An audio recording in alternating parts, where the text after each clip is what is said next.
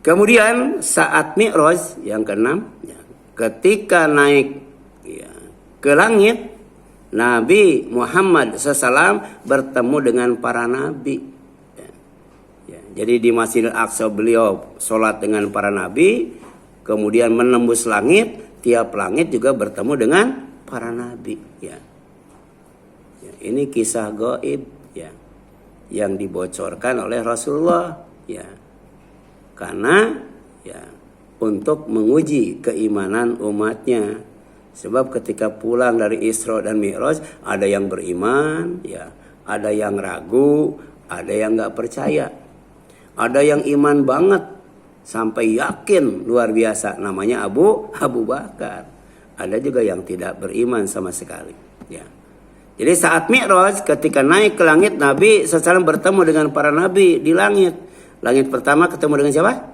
Nabi Adam. Ya. Langit kedua ketemu Nabi Isa dan Yahya.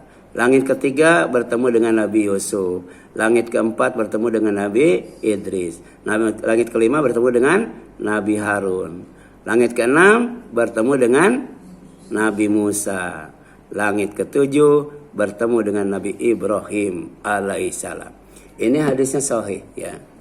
Jadi bukan hoak ya, bukan mitos, bukan khurafat tahayul.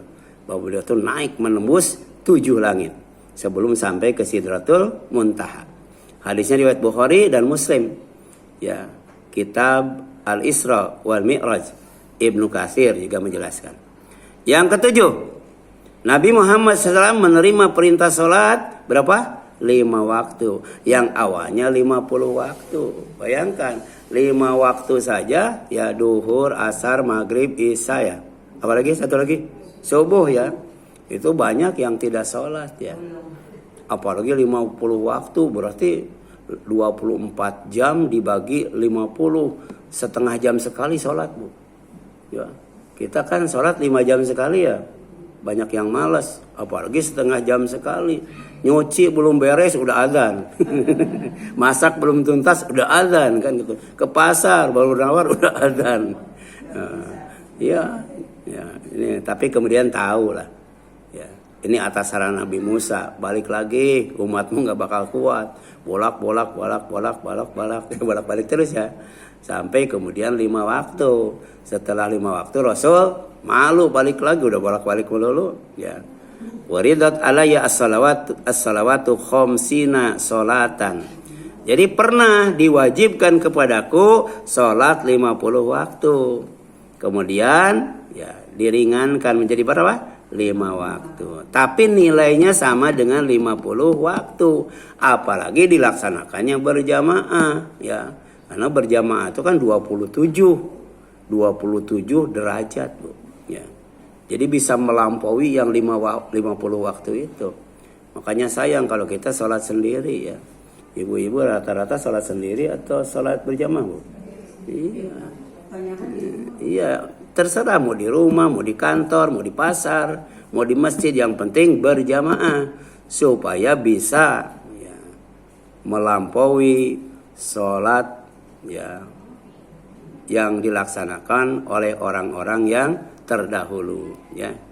Jadi walaupun 5 waktu kalau dilaksanakan sama nilainya itu dikali 10 ya. Ya karena siapa yang datang menghadap Allah membawa kebaikan, Allah akan balas dengan 10 kebaikan. Tapi siapa yang datang kepada Allah membawa ya kesalahan, keburukan, Allah tidak akan membalasnya kecuali dengan 1 kali keburukan. Ya. Tapi kalau kemudian kita melaksanakannya sholat berjamaah lebih afdol lagi Bu. Ya. Hadisnya riwayat siapa? Bukhari nomor 349 dan Muslim nomor 162. Itu ada yang menarik Bu. Ketika anak saya itu sekolahnya itu di TPA ya, tapi punya Islam jamaah Bu. Jadi orang tuanya tuh wajib ikut ngaji. Dan yang diajinya tuh Sahih Bukhari Bu ya. Itu Sahih Bukhari. Jadi kitabnya tuh kitab hadis-hadis yang sahih Bu ya, gitu. Ya. Ini kita paling tidak walaupun tidak dikaji di Al-Faruq, di Bawah Taqwa ya, itu kita bertahap lah. Beli misalnya ya hadis terjemah Bukhari ya. Hadis Bukhari berikut terjemahnya, terus hadis Muslim berikut terjemahnya gitu kan. Kita bisa mengkaji di rumah tuh. Ya, ada nomornya, Bu. Ini nomor 349 dan nomor 162 berbicara tentang asalnya sholat itu diwajibkan 50 waktu. Tapi kemudian Rasul minta keringanan. Nah, akhirnya diringankan jadi 5 waktu ya. Tapi tetap tidak mengurangi nilai. Nilainya sama dengan 50 waktu. Ini bentuk kasih sayang Allah kepada hambanya, kepada umat Nabi Muhammad SAW. Ya, yang kedelapan, ya. Apa yang kedelapan? Salat adalah oleh-oleh Isra Mi'raj. Ya. As-salatu mi'rajul mu'min. Salat adalah mi'raj orang-orang beriman. Ini ungkapan hikmah ya, bukan hadis ya. Kemudian satu, ya kenapa? Ya karena salat itu sebagai sarana bertemu dengan Allah. Ya, salat itu berat kecuali orang yang yakin ya akan bertemu dengan Allah ya, dan salatnya itu khusyuk ya.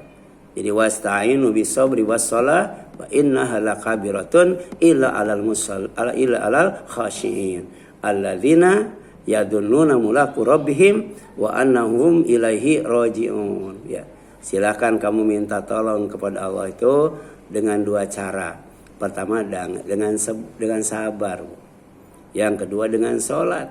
Salat itu bisa berarti berdoa, yang kedua bisa berarti ya ucapan dan perbuatan yang dimulai dengan takbiratul ihram ditutup dengan salam. Tapi salat itu sejatinya ya sebenarnya berat banget kecuali bagi orang yang khusyuk. Kemudian Allah sebutkan tuh, siapa orang yang khusyuk itu? Orang yang yakin akan bertemu dengan Allah. Kita yakin nggak akan bertemu dengan Allah? Dan yakin kepadanya akan kembali, akan pulang. Kita akan pulang menghadap Allah. Kita akan bertemu dengan Allah, cuman waktunya kapan? Yang jelas tidak mau duluan. Yeah. As-salatu mi'rajul mu'min. Jadi sebagai sarana bertemu Allah. Yang kedua, sebagai penghubung antara langit dan bumi. Ya, karena sampai kiamat ya dengan ilmu dan teknologi yang paling canggih pun nggak bisa tuh menembus langit yang ketujuh. Bahkan jangankan manusia sendiri, ya seandainya bergabung dengan jin menggunakan ilmu dan teknologi manusia dan jin, manusia tidak akan bisa menembus langit dan bumi kecuali dengan sultan, kekuatan yang Allah berikan. Ya ma'syarul jinni wal insi in istata'tum an tanfudhu min aqtaris samawati wal ard fanfudhu la tanfuduna illa bisultan fa bi ayyi ala'i rabbikuma tukadziban. Ya. Itu nikmat apa? Nikmat ilmu dan teknologi, Bu. Ya. Nikmat Allah ya yang diberikan kepada manusia dan jin itu adalah ilmu dan teknologi. Tapi ilmu dan teknologi secanggih apapun tanpa sultan, kekuatan yang Allah berikan, izin Allah dan sebagainya, tidak mungkin manusia bisa menembus langit seperti Nabi bisa menembus langit pertama sampai ke-7, bahkan sampai Sidratul Muntaha, bahkan sampai surga. Nanti insyaallah ya pertemuan ke depan kita akan membahas penghuni surga dan neraka yang diperlihatkan Allah kepada Nabi Muhammad SAW ketika Isra dan Mi'raj. Nanti ya. Berarti Rabu kedua ya, insya Allah akan kita bahas. Materinya sudah saya siapkan ya, sebagai penghubung antara langit dan bumi ya. Jadi kalau kita mau naik ke atas, sholat. Kalau mau maju ke depan, datangi masjid, Bu. Ya. Jadi tempat piknik kita ya untuk melaksanakan taklim dan sebagainya itu masjid, Bu. Dan kalau kita mau naik, sholat, Bu. Jadi ke masjid itu bukan untuk ngecas HP, Bu. Tapi untuk apa? Untuk sholat. Atau tadi untuk menuntut ilmu. Kemudian mengamalkan ilmu. Yang ketiga, pembeda iman dan kafir. Jadi batas yang membedakan antara iman dan kafir itu sholat. Kalau orang sholat berarti iman. Tapi kalau orang tidak sholat, kafir, Bu. Hati-hati, Bu.